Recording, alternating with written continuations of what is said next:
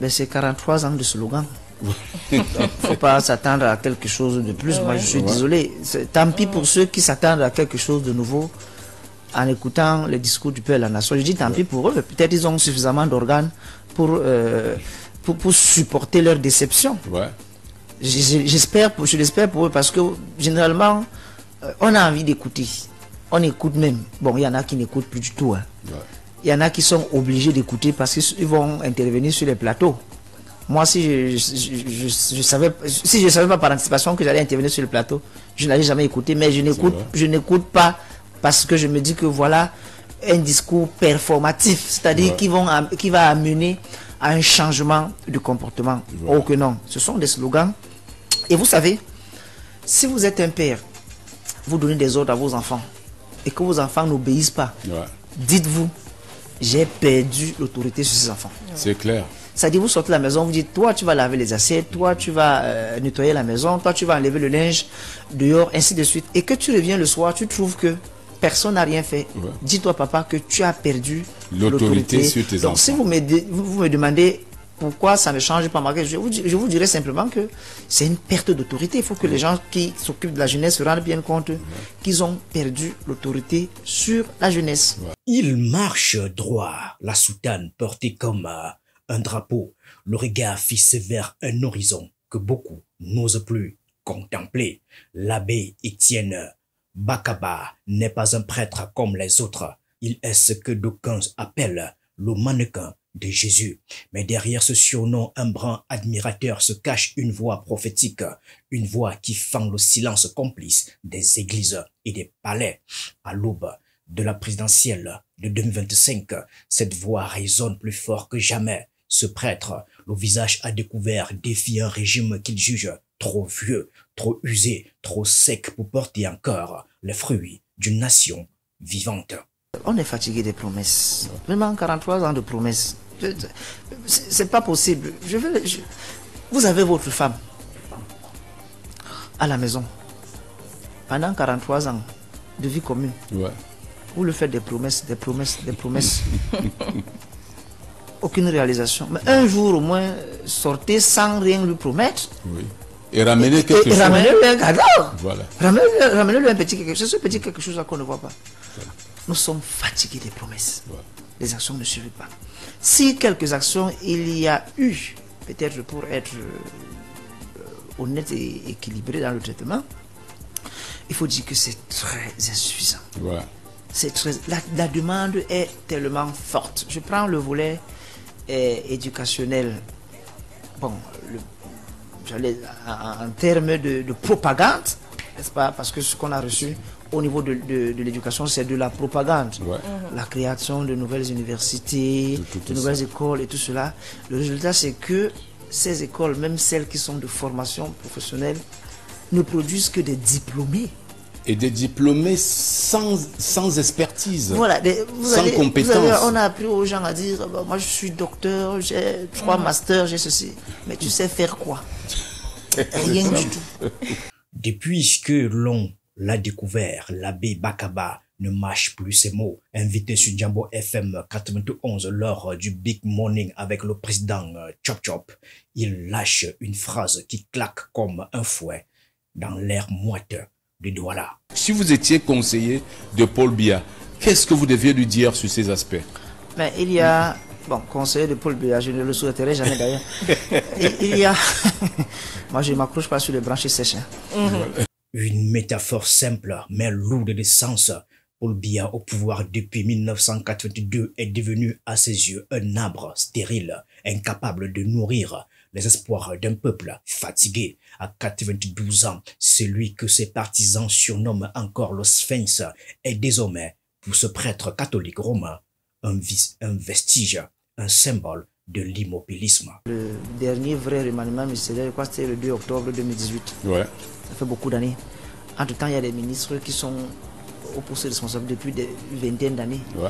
Je crois qu'il y a au moins 4 ou 5 ministres qui sont au gouvernement depuis 2004. Ouais, depuis 2004, ils sont Ça fait quand même, c'est un record quand même. Ouais, ça fait plus de Alors, 20 ans. Comment Ça fait 21 ans. Dans 21 ans, ça veut dire qu'il y a les enfants qui sont nés, ils étaient déjà là. Ces Oui. enfants ont démassé aujourd'hui, ces gens sont toujours là. Certains sont allés en mariage. Voilà. Donc, c'est ahurissant. Ouais.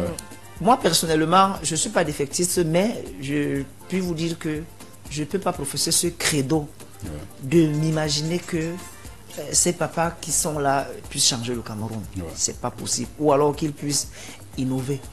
D'ailleurs, il y en a beaucoup qui sont déjà hors sujet. Ouais. Qui sont hors sujet dans les thématiques actuelles. Si vous voulez les projeter vers 2030, vraiment que le Seigneur m'en préserve. Il n'y aura rien. Si on reste dans ce modèle-là, il n'y aura rien d'innovant. Mais alors, rien du tout. Mais qui est vraiment ce prêtre qui ose narguer le régime? Vicaire à la cathédrale Saint-Pierre et Paul Douala, directeur adjoint de radio et télévision Veritas, Bakaba est aussi un artiste, un chanteur dont les albums de musique religieuse comme Minten célèbre la foi tout en questionnant l'injustice. Pourtant, c'est bien en tant que citoyen engagé qu'il fait le plus de bruit. Ses homélies se transforment en tribune politique. Ses interviews en appellent à la conscience nationale. L'Église vous dit, il y a la raison, utilisez votre raison. L'Église vous dit, notre cher président, qui est d'ailleurs un fils d'un ancien séminariste, est au pouvoir depuis un temps que vous pouvez calculer et que, naturellement, Dieu lui a accordé la grâce d'une santé, de l'âge, on s'incline dessus. Mais on dit que quand même, si jamais on le reconduisait,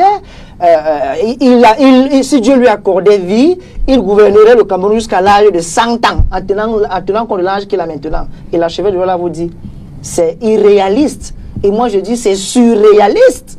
Il faut qu'on passe à autre chose. Dans cette phrase, l'abbé ne prêche pas la haine, mais la vérité telle qu'il l'aperçoit, celle d'un leader qui, après 4 décennies de régime, devrait enfin rendre son tablier.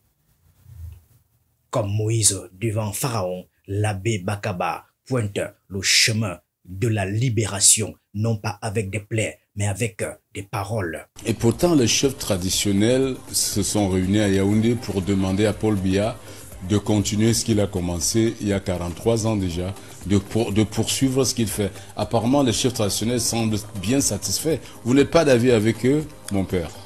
Oh, disons quelques chefs, parce que j'en ai aussi suivi beaucoup d'autres qui ne se reconnaissent pas dans cette sortie-là. Ouais. C'est quelques chefs, bon, grand bien leur face. Sans le dire, nous sommes en période électorale, même si on ne le dit pas. Ouais. Parce que si celui qui va me dire que ce que je dis est faux, qu'il prenne la fin du discours du président de la République. Oui. C'est lui qui a lancé sa campagne. Oui. Auprès de la jeunesse, ça il faut le dire. Faut pas se le cacher. Il a promis aux jeunes qui sera toujours de leur côté. Voilà, vous allez voir, il y aura d'autres entités qu'on va essayer de prendre avec soi pour essayer de crédibiliser ce qu'on est en train de prévoir. Donc, Ses Majestés, avec tout le respect qui doit leur être voué, je suis désolé, ont tapé poteau. Ce n'est pas la première fois que l'homme de foi frappe fort. Il y a quelques semaines encore, en pleine controverse après les déclarations de l'archevêque Samuel Cléda, il lançait. Dans un contexte comme le nôtre, où la corruption a fait son nid, les vols, détournements, les gens n'arrivent plus à vivre, les petits soins, l'eau, l'électricité, la santé, rien ne va. C'est la dignité de l'être humain qui est menacée. Et donc, les évêques ont l'obligation de sortir. Je leur dis d'ailleurs merci en ce début d'année d'avoir versé un peu d'eau bénite. Ils ont versé un peu d'eau bénite sur le Cameroun. Et le faisant, les démons de la malgouvernance et de la corruption sont en train de s'agiter. Parce que quand on verse l'eau bénie, justement, ce sont les démons qui s'agitent. Une allusion piquante aux réactions du régime face aux critiques croissantes de l'Église. Comme si une simple goutte de vérité suffisait à réveiller les vieux démons de l'autoritarisme. Mais derrière ces coups de gueule se cache une question essentielle. Le Cameroun est-il prêt à entendre ces vérités?